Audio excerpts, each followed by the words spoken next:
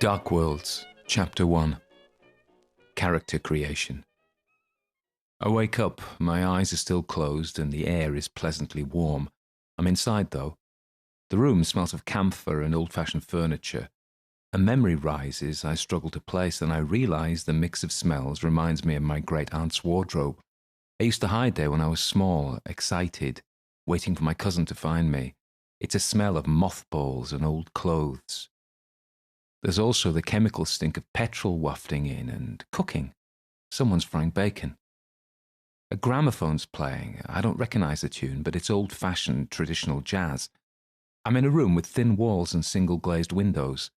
Horses' hooves clip-clop outside, but also the chugging of vehicle engines.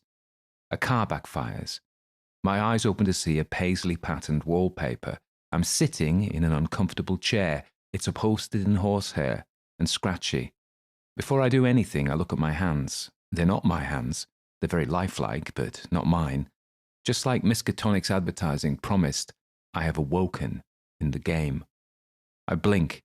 I can feel the beating of my heart and the rising of my chest. I guess these must be the sensations of my physical body, but I'm deep in trance. I turn my head left and stare at the wall for minutes before I make sense of it. A mezzotint print of a rural scene hangs there. I blink again. There's a graphical display in my field of vision, words and figures I can't comprehend. They don't interfere with where I'm looking. I'm not alone in the room. I turn my head to the right and see a middle-aged man with a bald head. He wears a three-piece tweed suit and sits patiently, wearing scuffed brown shoes. He studies me with great interest. A faint smile plays on his face. "You're awake?" I clear my throat to speak, but then nod instead. It's less effort. I know I'm in game, but it feels real. He feels real. Where am I? In London, Gower Street, in my flat. Who are you? Without moving, he says, "My name is Alistair. I'm here to guide you through your character creation." I glance up and point at the figures on my HUD, even though he can't see them. "Can you explain what these figures mean?" "We'll get to that. I would imagine you're seeing a lot of zeros." I nod, lots of zeros. He smiles again. "You have no skills, no abilities. You are level 1. Pretty useless." I nod and repeat what he says. Pretty useless. I feel drugged. My head is clearing, but still I'm drugged. I guess it's the Dreamland inducer tablet I took. I hope I get used to it and the side effects eventually wane. He continues, "But you can grow to be useful, to be special here." I glance up at the figures on my heads-up display and see health 100, sanity 100, mana 100, reputation 100. I point again. What do these mean? These are your 4 base statistics. Your health is, of course, your physical health, and if you're injured, you'll subtract damage from this figure. Your sanity is something you need to take special care of. Your mana is for casting spells, and your reputation is a similar statistic to your sanity. Both sanity and reputation affect how you progress in the world. Is this a class-based game? Alistair shakes his head. Then how do I get on? He sits forward, folds his arms, and says, "Choose a life." Choose a life? How do I do that? Let's start at the beginning. What kind of character do you want to be? I feel pathetic and juvenile, but it's true, what I say. Badass, strong.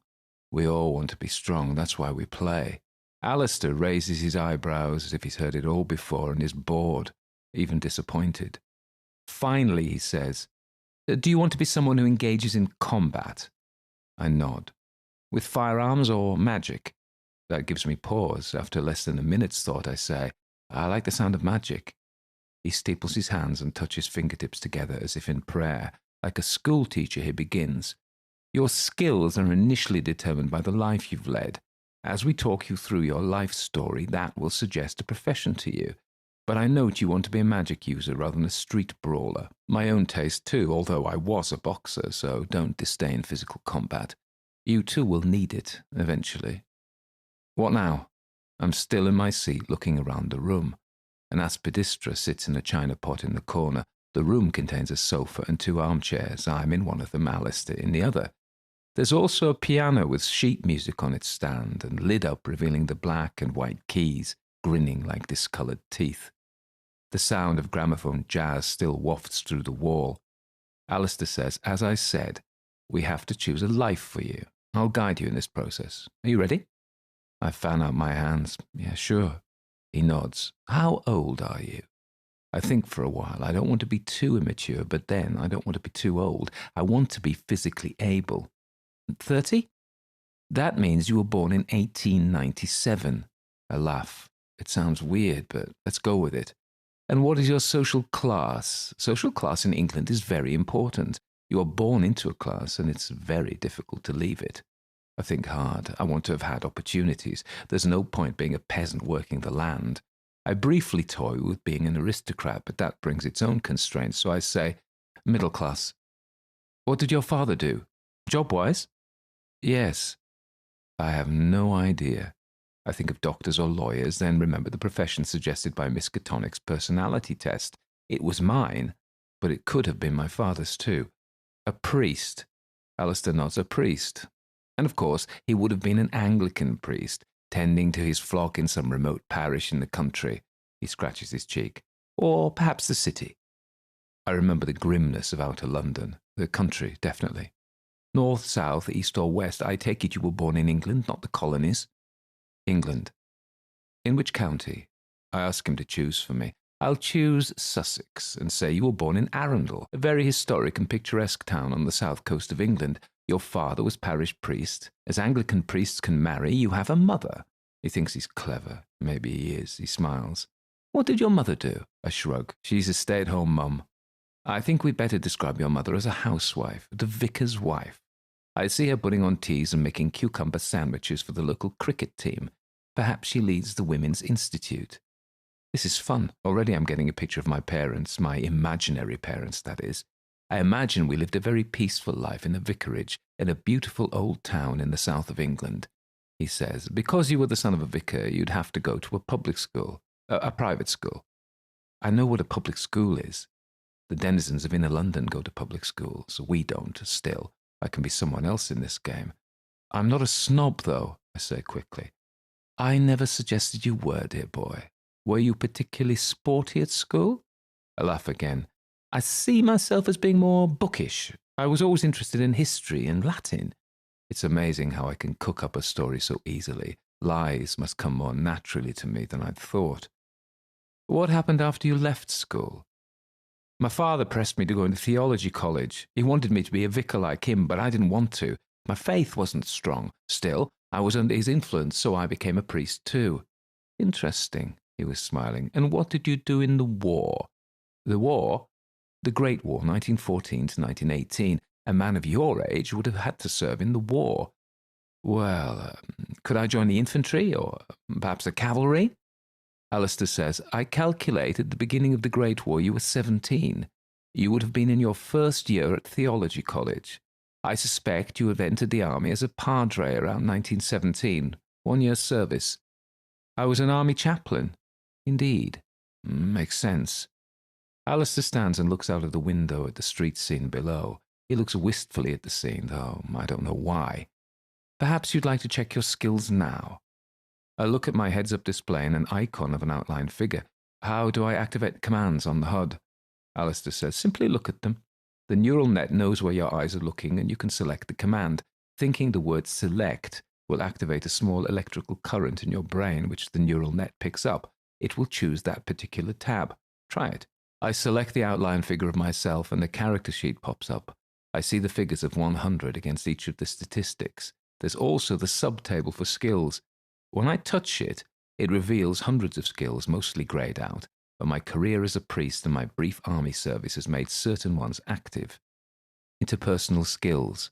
Diplomacy 45, Persuade 15, Seduction 2, Intimidate 3, Empathy 45, Latin 60, Greek 45, Hebrew 20, Religious Law 90, Ritual 40, First Aid 30, Firearms, Rifles 20, Pistols 20.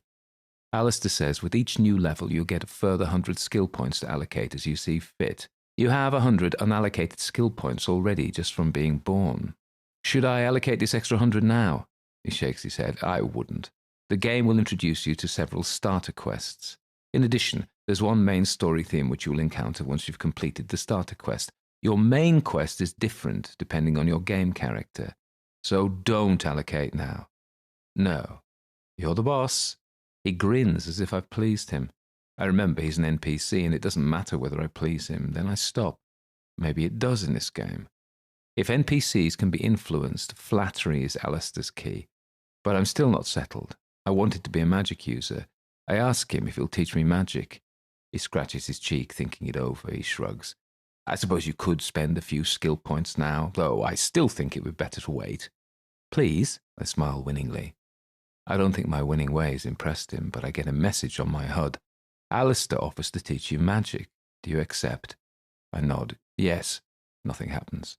Selected on your HUD. I look up and go through the magic skill tree. There are sub-schools. The first is abjuration. I don't know what that is, but it's just to try it out. I select it and see the first spell is the lesser banishing ritual of the pentagram. That'll do. I select that one. It needs 20 skill points. I commit those and the lesson begins. Alistair stares into my eyes and I feel woozy. His eyes are so intense like whirlpools and I'm falling into him. All the time I can hear him saying words I don't understand. Then I realize they're Hebrew. He is vibrating the names of God. Agla, Adonai, Yodevave. Then it's over and I feel like I've woken from a surgical procedure. I have an itch in the middle of my head. Enjoy that? He asks. I scratch my scalp, not sure enjoy is the right word. I know this spell now? He nods. What's it do? He sighs, I'm not your mother to fix everything and tell you what to do. Experiment. There's a pause, then he begins again as if he'd forgotten something. Spells are like all skills. You will be often trying to perform a skill against opposition. You simply use the skill points you've put into it against the skill points your opponent has in the defending skill. Get it? Seems simple enough, similar to other games. He continues, if you don't have skill points in the skill when you come to a check, you won't be able to do it. I'm studying his puffy face. He likes whiskey, I think. I ask him, Alistair, you're very lifelike. It's like you're really thinking. I am really thinking. But aren't you, I hesitate, I don't want to be rude, an NPC? I nod. What do you think? I peer at him. I honestly don't know. By the way, he says, you learn skills from trainers. Different trainers train different skills. You'll notice them by their icons. They're all around London. So I'm done here. Nearly. You haven't chosen a name. He's smiling. Maybe he is friendly, but there's something about him. Hidden depths. And he's right, I haven't chosen a name. Tentatively, I say. Adam? Very well. And your surname? I don't know. I think of the first name that comes into my head. Cadmon? Adam Cadmon. Why Cadmon? He was the first English poet. You know, Adam Cadmon was the original man in Hebrew esoteric writing. In real life, I didn't know, but my game Hebrew skill makes it feel like I did know. That's amazing. Check your inventory. I see for the first time I'm wearing black clerical clothes with a starched white round collar. My inventory icon shows the only thing I have is a British Library reader's ticket. He looks very calm. When you stand, Reverend Cadmon, be careful. I stand and I'm as wobbly as a newborn foal. I have to put my hand on the chair arm to steady myself. And then I'm fine. My head's clearer. The inducer drug side effects have worn off. I look around the room again. The place is well drawn and in perfect 3D. I really am back in London in 1927. Alistair smiles. Are you ready for your first quest?